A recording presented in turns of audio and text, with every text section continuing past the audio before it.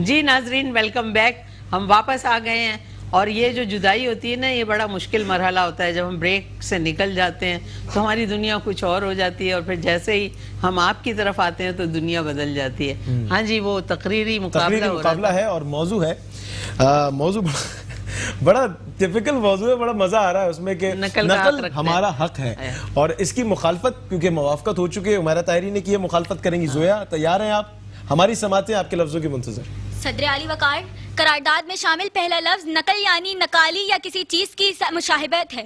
دوسرا اہم لفظ حق یعنی سچ یا وہ دعویٰ جو کسی فرد کے طور پر مانا جائے. ہم سے مراد اس ایوان باشعور میں بیٹھا ایک معزز شخص ہے. معنوی اعتبار سے دیکھا جائے تو اس قرارداد کا مفہوم یہ واضح ہوتا ہے کہ نقل بندی ہم تمام افراد کا حق ہے. جناب والا, نقل ہمارا حق نہیں. نقل تو وہ ہے جو ہمارے جذبات, احساسات اور تجربات پر واضح ہوتی ہے. لیکن علی وقار, اگر نقل ہمارا حق ہوتا تو جہالت کے اندھیروں کو پیغمبر کے قدموں تلے روندا نہ جاتا. اگر نقل ہمارا حق ہوتا تو حسین ابن علی یزید کے آگے سینہ صبر نہ ہوتے. اگر نقل ہمارا حق ہوتا تو ایک نظریے کی خاطر کئی افراد اپنی جانوں کا نذرانہ پیش نہ کرتے. اگر نقل ہمارا حق ہوتا تو اقبال کے شاہین کسی روشن کپور اور خان کی طرح کانوں میں بالی, ہونٹوں پہ لالی, پنجابی کرتا, سینڈل بنگالی اور میڈم کاجل والی گنگناتے اپنے اقدار کو نہ بھولتے. اگر نقل ہمارا حق ہوتا تو مغرب کی اندھی تقلید کرتی لڑکی سرعام پپیاں جھپیاں ڈال کر اسے پروپوزل کا نام دے کر اپنا اقدار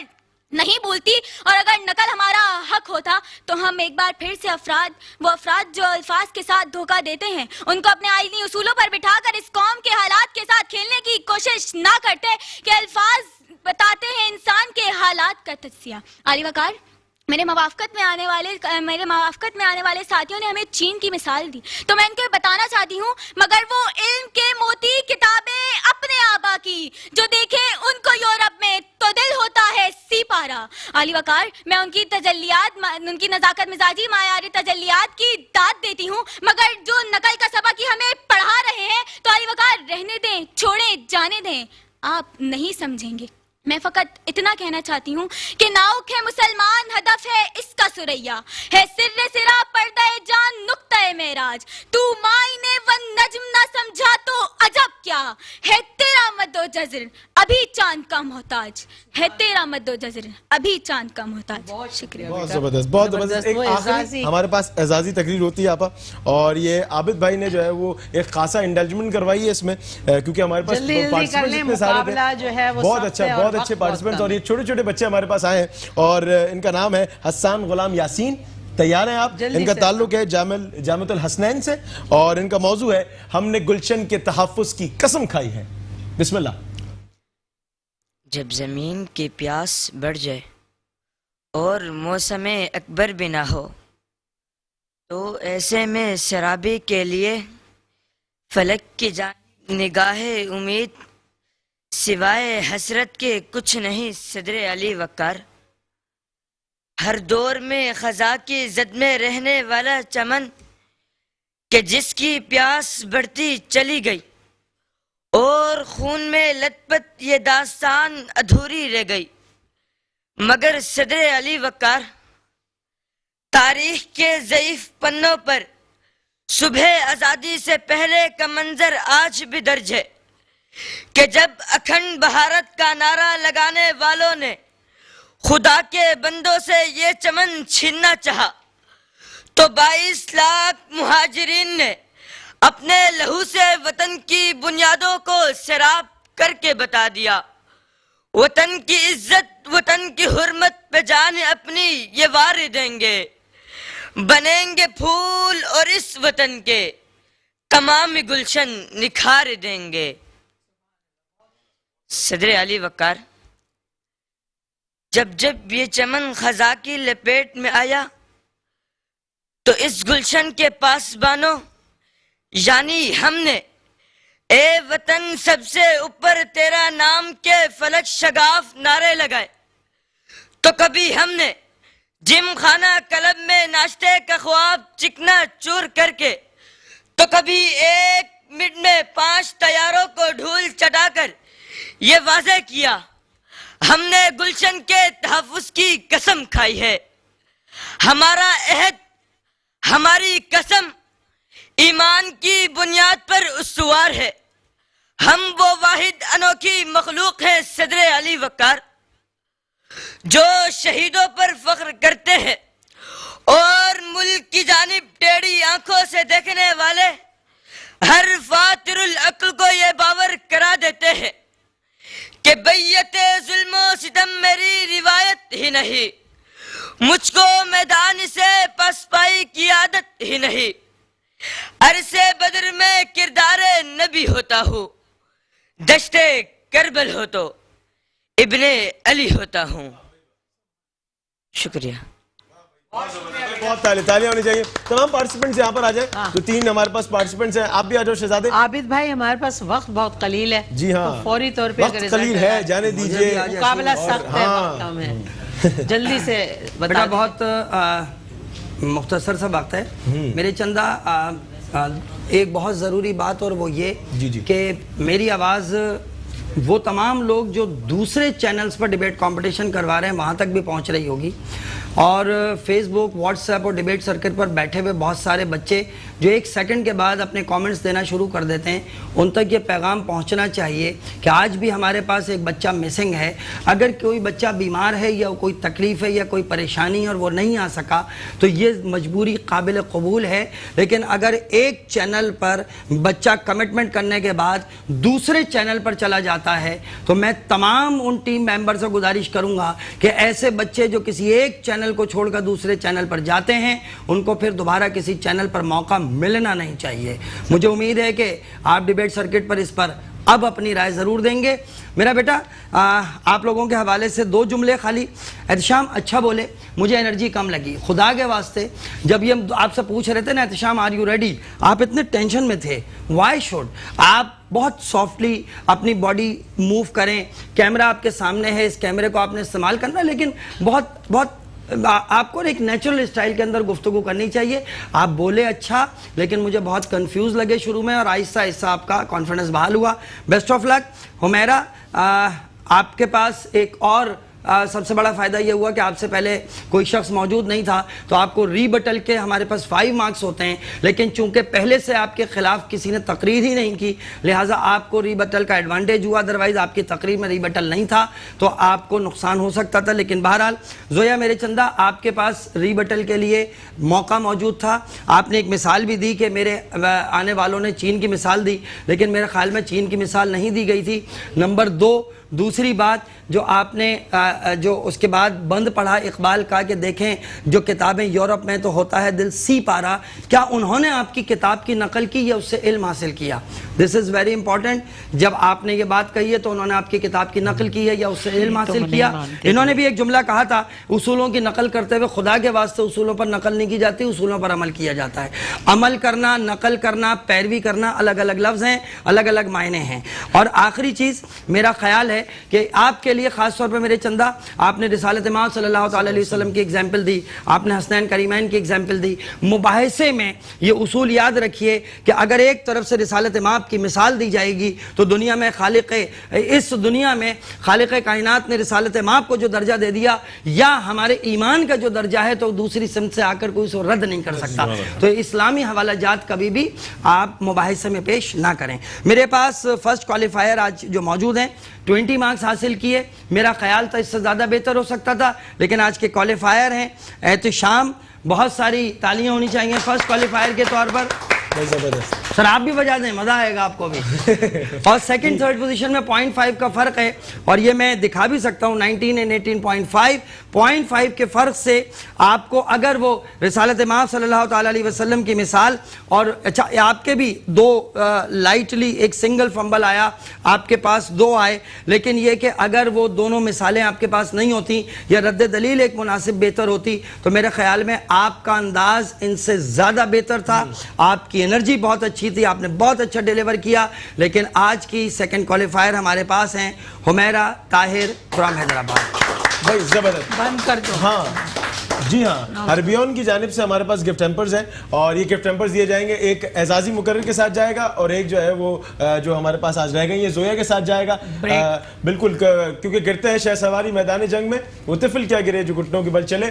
ناظرین گرامی، یہاں وقت ہوا چاہتا ہے ایک چھوٹے سے وقفے کا، کہیں نہیں جائیے گا، دیکھتے رہیے ماہ رمضان کی خوبصورت لائیو نشریات بنام برکت رمضان. جی ویلکم بیک، ہم واپس آ گئے ہیں اور سحری کی نشریات news T V, metro T V پہ آپ دیکھ رہے ہیں. میں جب مختلف چینلوں میں جاتی ہوں تھوڑا سا کنفیوز ہو جاتی ہوں، تو میٹرو نیوز پہ آپ ہماری یہ نشریات سحری کی دیکھ رہے ہیں ماشاءاللہ سے، اور برکت رمضان ہے. اب کچھ تحفے دینے کا وقت آ گیا. عریب بڑی خوشی سے کھڑے ہیں تحفے بانٹنے کے لیے. اور ہربیون کی جانب سے یہ تحائف ہے اور یہ ڈیبیٹرز جو ہیں وہ ہمارے انہیں دیے جائیں گے. یہ ایک پہلا جو تحفہ ہے یہ ہربیون کی جانب سے ہے اور یہ تحفہ جو ہے وہ پہلے زویا یہ آپ کے لیے ہے. اور جو کیونکہ عابد بھائی نے یہ کہا ہے کہ گرتے ہیں شہ سواری میدان جنگ میں، یہ شعر تو کسی اور کا ہے لیکن عابد بھائی ابھی کہہ کر گئے تھے ہمیں. اور یہ ایک چھوٹا سا شہزادہ ہمارا جو اعزازی تقریب، پکڑے یار، ڈر کیوں رہے آپ. یہ ایک ان کے لیے ہے ہربیون کی جانب سے. یہ تم گھر لے جاؤ گے ابا. یہ سیٹ والے جو ہے نا وہ آرام سے جو ہے نا افطار وغیرہ کے اندر استعمال کریں گے انشاءاللہ ہربیون کے پروڈکٹس. اور ہم جا رہے ہیں ناظرین گرامی اپنے کچن سیگمنٹ کی طرف. آئیے کچن میں جاتے ہیں. اور السلام علیکم آپا.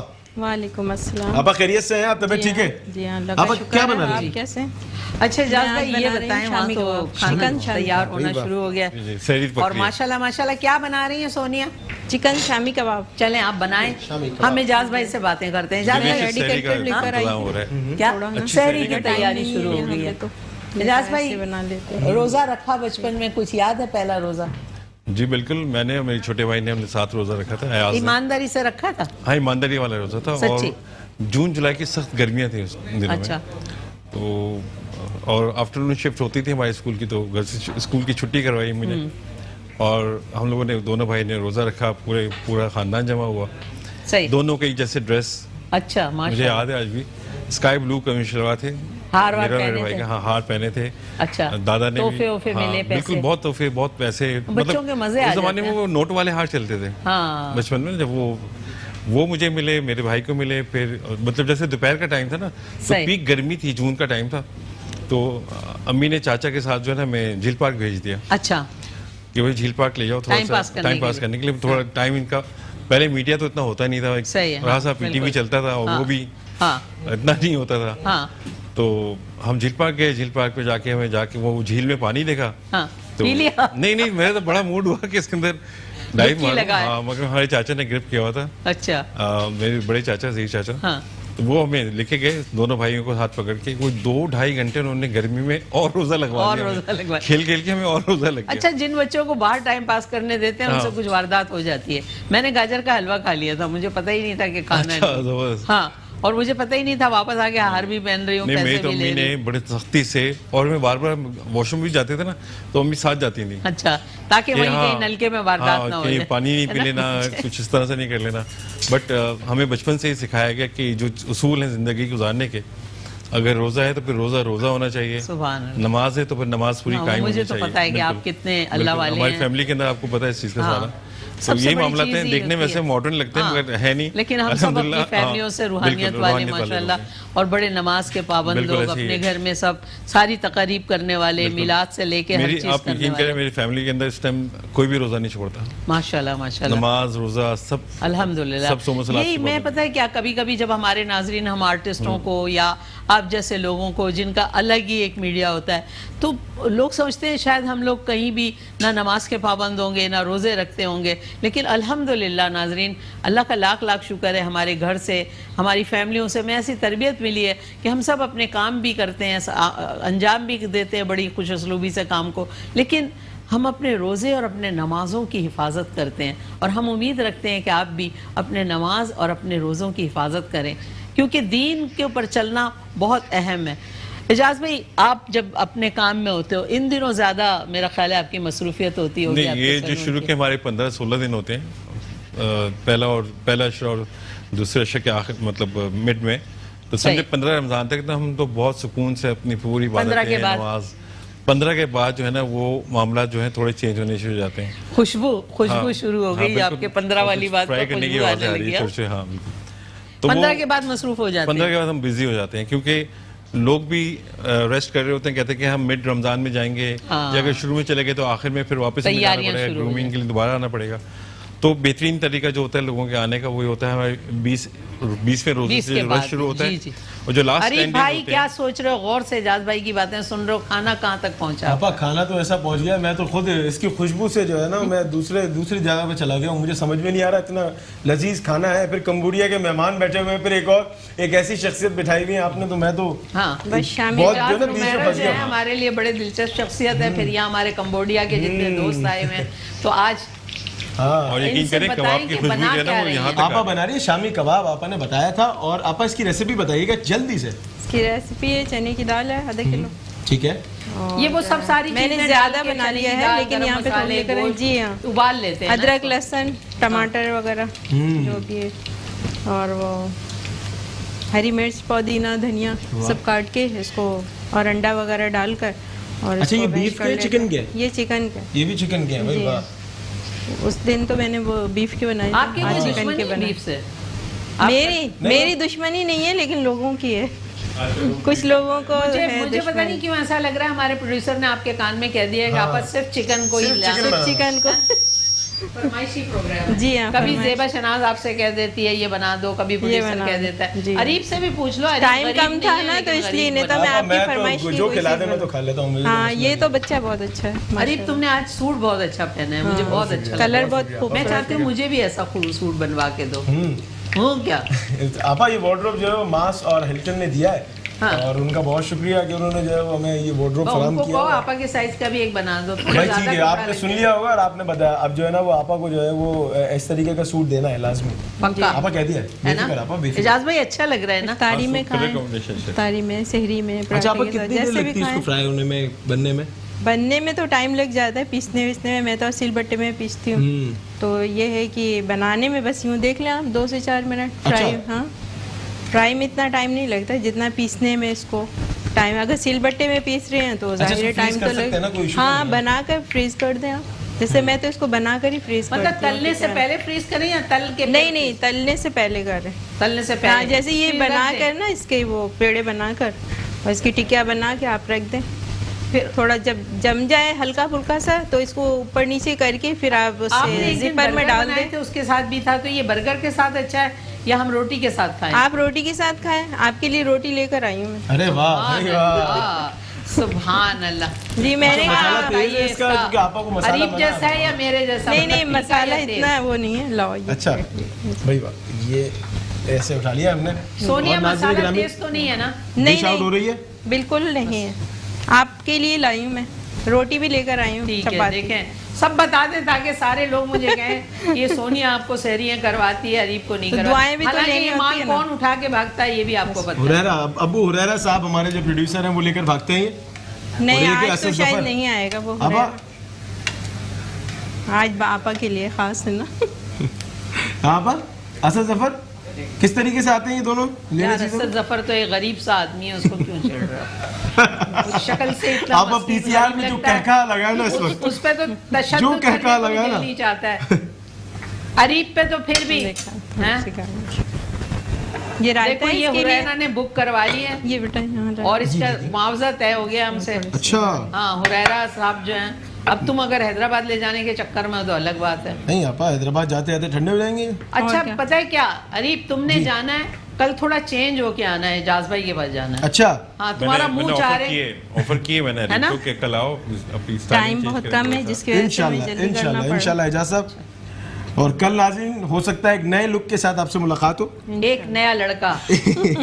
اور باقی کے 3 کیا کریں گے؟ حسن کیا کرے گا اور ہریرا کیا کرے گا؟ اسد. یہ بہت اچھا سوال ہے. یہ لیجیے تیار.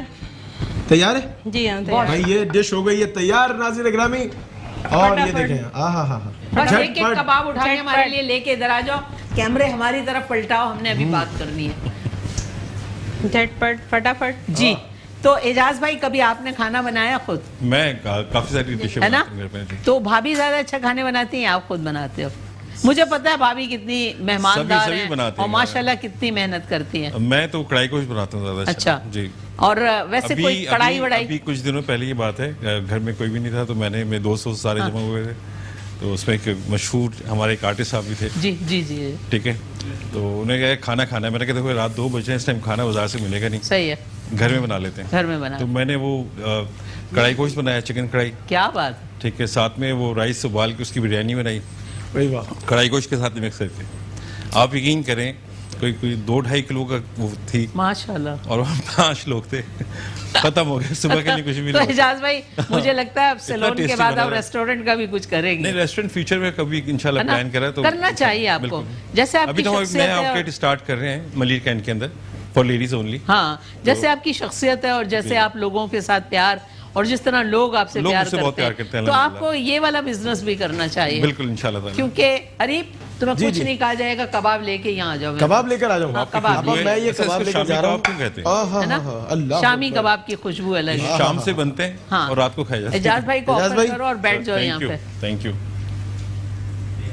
جزاک اللہ. آپا میں نے لے لیا بھائی, یہ لو اور رکھ دو ٹیبل پہ. واہ, کیونکہ یہ پتہ ہے کہ آپ اس کا دل دھڑک رہا ہوگا ہریرا کا کہ ہم نے کباب کھا لیا. کمبوڈیا والوں کو بھی کھلائیں گے کباب. کباب ماشاءاللہ, ویری نائس کباب, ویری گڈ خوشبو. ہاں, اللہ حاضر بیت اللہ, رائٹ. اب ہمارے عمر بھائی آج مجھے یاد آئے, ان کو عربی آتی نہیں تھی لیکن وہ اتنی مزے کی عربی بولتے تھے کہ لوگ ہنسنے لگتے تھے. آج یاد آئے مجھے. تمہیں عربی آتی ہے, ہریرا کو آتی ہے. عربی کا اسٹائل انہوں نے شروع کیا کامیڈی میں جب ڈالا محمد شریف صاحب نے, تو سب سے پہلے وہی موجود ہیں اس چیز کے, دیکھا جائے. اعجاز بھائی عموماً آپ کے پاس جو لوگ آتے ہیں, کبھی ایسا ہوا ہے کسی کے پاس اتنے پیسے نہیں ہوئے جو آپ کا بل بن رہا ہے, اس کے ساتھ آپ کیا کرتے ہیں؟ میں چارج نہیں کرتا. چارج نہیں کرتے. مجھے تو پتا تھا, میں نے اس لیے پوچھا کہ جو لوگ آپ کو دیکھ رہے ہیں اور آپ کے پاس آنا چاہتے ہیں کہ وہاں رومیرو پہ آئیں. دیکھیں میں ان کی بھی عزت رکھتا ہوں, اپنی بھی عزت رکھتا ہوں. واہ, ٹھیک ہے, میں کہتا ہوں آپ جا کے خاموشی سے چلے جائیں بھائی. واہ, ہاں. اور میری اتنی عزت رکھتے ہیں کہ میرے سے تو پیسے ہی نہیں لیتے. آپ کا تو اپنا سلون ہے, آپ سے پیسے لے کے میں کیا کروں گا. میرا جو بھائی ہے اس کے لیے بہت دعائیں. بالکل, بہت دعائیں آپ کے لیے. اللہ اس کو اور کامیاب کرے, اور اللہ آپ کو اسی طرح بہتر سے بہتر خدمات اپنے وطن اور اپنے پاکستان کے لیے, ایسا بیٹا جو بہتر سے بہتر کام کر رہا ہے. اور بہت دعائیں آپ کے لیے, کیونکہ آپ کا جو برانڈ ہے وہ ہمارے لیے بہت قابل فخر برانڈ ہے. اور آپ اتنا ماشاءاللہ ٹیلی ویژن پہ بھی اور مجھے ماشاءاللہ اس فیلڈ کے اندر آپ کو پتہ ہے کتنا ٹائم ہو گیا ماشاءاللہ. اور پھر سارے کورسز میرے یورپ سے ہیں, سارا میری ساری ٹریننگ ہے. اب تو اللہ کا شکر ہے میں سکھانے کے لیے جاتا ہوں باہر, اب تو سکھانے کے لیے جاتا ہوں باہر. جی اللہ کا شکر ہے, اب اتنا ایکسپیرینس ہو گیا کہ میں ان کو ٹرین. جی ماشاءاللہ. اور سب سے اچھی بات ہے کہ میں سمجھتی ہوں کہ اب جو ہے جہاں آپ جانے شروع ہو گئے تو اب ہم لوگ آپ سے ملنا مشکل ہو جائے گا. دیکھیں وہ میرا بزنس ہے, ٹھیک ہے نا, میرا بزنس ہے, ان کا پیار. مغرور نہیں ہونا, اور یہ نہ ہونا کل کوئی وزیر اعظم بن جائے اور آپ وہاں ہو تو ہم لوگ پوچھتے رہے اگر میری پرماننٹ جاب ہوگی تو I have to be there, لیکن ہمیں ملتے رہنا. بہت گڈ لک آپ کے لیے, آپ کا بہت بہت شکریہ. آپ نے اپنے اتنے قیمتی وقت میں, مجھے اندازہ ہے کہ کتنا آپ کا قیمتی وقت ہے, آپ تو تھوڑا تھوڑا وقت بیچ رہے ہوتے ہو, تو اللہ رکھے. بہت شکریہ. ٹائم کسی کا نہیں ہے, صحیح ہے, آج کے دور میں ٹائم کسی کا بھی نہیں. بالکل صحیح. ٹائم کو بنانا پڑتا ہے اپنا. اور ناظرین, جیسا کہ آپ دیکھ رہے ہو اس پروگرام کو, جس دلچسپی اور جس محبت سے دیکھ رہے ہو, ہم اس وقت سونیا کا بھی شکریہ ادا کریں گے, اس نے بہت اچھے کباب بنائے ہوئے ہیں. ہم اپنے دوستوں کا شکریہ ادا کریں گے, اعجاز بھائی کا شکریہ, اور یہاں کمبوڈیا کے جو ہمارے مہمان ہیں یہ ہمارے ساتھ ہیں. اور اسی کے ساتھ ہم ایک بریک پہ جائیں گے, اور انشاءاللہ میری ملاقات آپ سے کل ہوگی, زندگی بخیر. تو اور اب میں نے جانا ہے JDC کے دسترخوان پہ, اگر آپ نے آنا آ جائیں میرے نال. واہ واہ, زبردست. لیکن ناظرین گرامی, ابھی ہم کہیں نہیں جائیں گے. کمبوڈیا کے جو ہمارے مہمان ہیں یہ ایک کلام پیش کریں گے, اور اس کلام سے جو ہے ہم وقفے پر جائیں گے. تیار ہیں آپ؟ بسم اللہ. بسم اللہ. اللهم صل وسلم وبارك عليه وعلى آله صلى الله وسلم عليه. يا أيها النبي والكوكب الدري, يا أيها النبي والكوكب الدري, أنت إمام الحضرة سلطانها الغيبي, أنت إمام الحضرة سلطانها الغيبي يا أيها النبي الله والكوكب الدري الله يا أيها النبي والكوكب الدري أنت إمام الحضرة سلطانها الغيبي أنت إمام الحضرة سلطانها الغيبي فإني عبد حملي ثقيل فإني عبد حملي ثقيل ولذنوب مثل الرمال ولذنوب مثل الرمال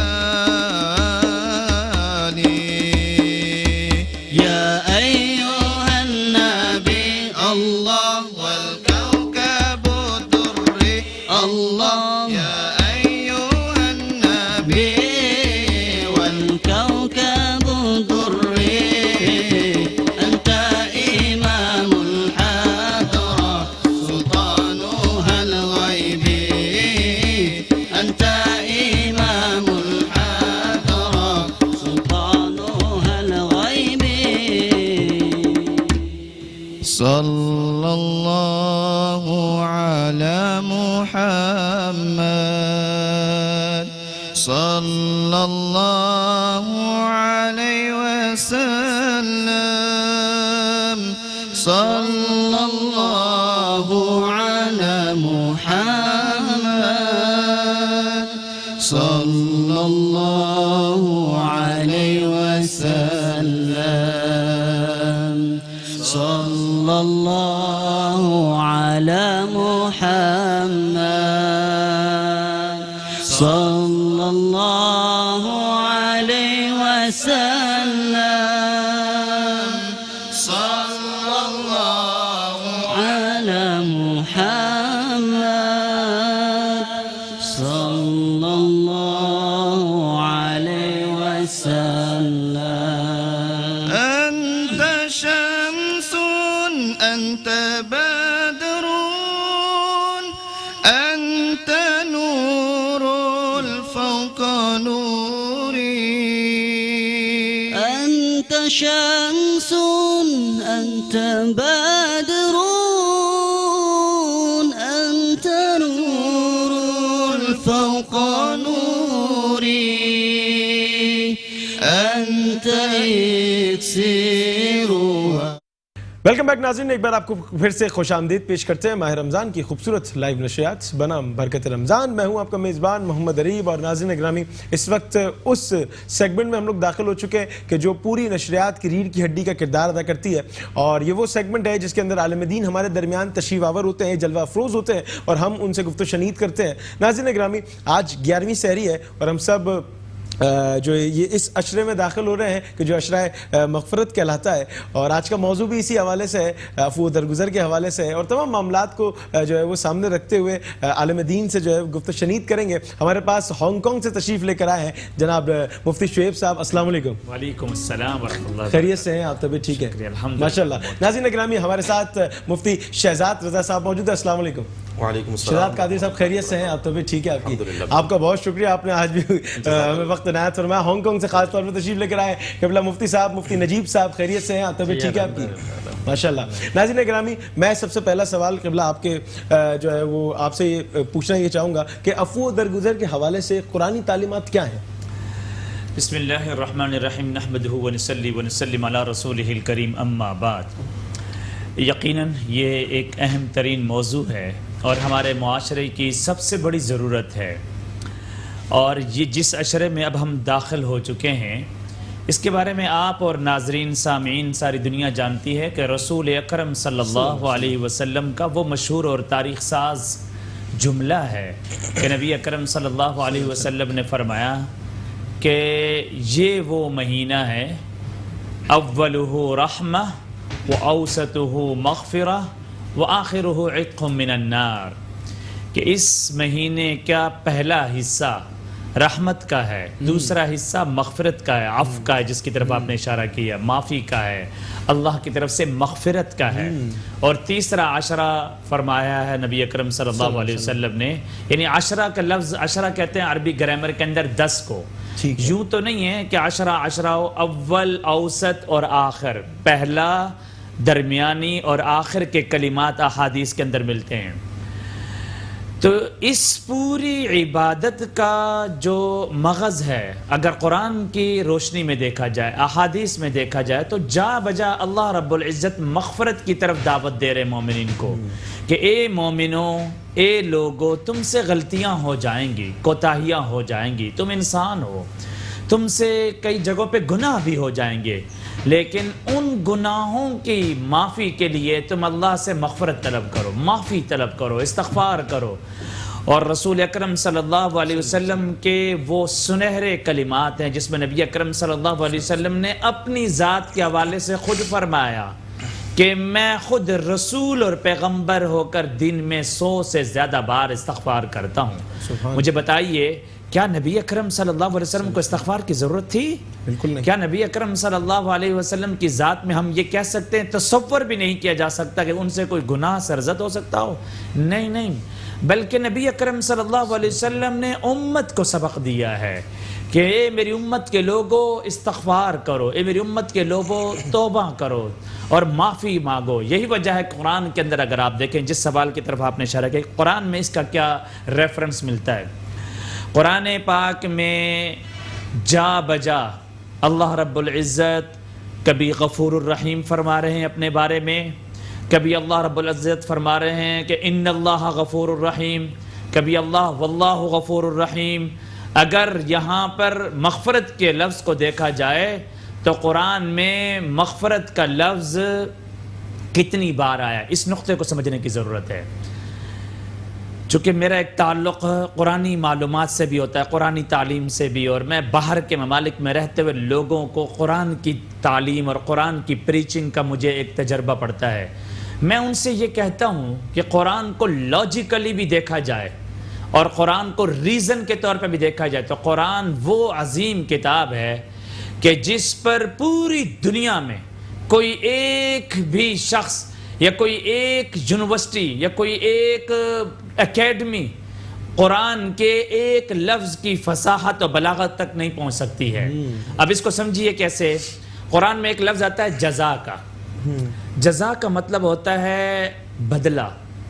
جزا کا مطلب ہوتا ہے کوئی آپ نے کام کیا، اس کام کے عوض میں آپ کو کوئی چیز عطا کی جا رہی ہے، یہ ہوتا ہے جزا کا مطلب. علماء جانتے ہیں جزا کا مطلب یہ ہوتا ہے ذالک جزاء اعداء اللہ النار. قرآن میں جزا.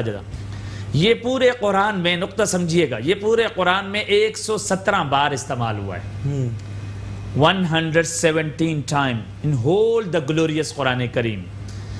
اس کا اگر آپ ڈبل کریں گے جو 234 بن جائے گا. 234 ٹائم قرآن میں مغفرت کا لفظ آیا ہے، معافی کا لفظ آیا ہے کہ اللہ تعالیٰ کی طرف سے تمہیں معافی مل جائے گی، تم سے گناہ ہو جائیں گے، استغفار کرنا ہوگا. اس استغفار کے اندر تم لوگ معافی کی طرف آؤ. یہ قرآن بار بار سبق دیتا ہے. اور خود رسول اکرم صلی اللہ علیہ وسلم کی احادیث کا یہ ذخیرہ بھرا ہوا ہے کہ نبی اکرم صلی اللہ علیہ وسلم کبھی مخاطب ہو رہے ہیں یا معشر الشباب، کبھی نبی اکرم صلی اللہ علیہ وسلم فرما رہے ہیں اذا سرتک حسنتک و اذا اساءتک سیئتک فانت مؤمن. جب تم سے کوئی گناہ ہو جائے اور اس گناہ پر تم غم زدہ ہو جاؤ، تمہیں تکلیف ہو جائے، تم پریشانی میں آ جاؤ، تمہارے دل میں ملال آ جائے، پریشانی آ جائے کہ تم سے کچھ گناہ ہو گیا ہے اور تم فوراً معافی کی طرف آ جاؤ، عفو کی طرف آ جاؤ، اللہ سے توبہ کرنے کی طرف آ جاؤ، فأنت مؤمن، پھر آپ مومن ہیں. یہ قرآن پاک کی زبان میں، حدیث کی زبان میں یہ تعارف آیا ہے.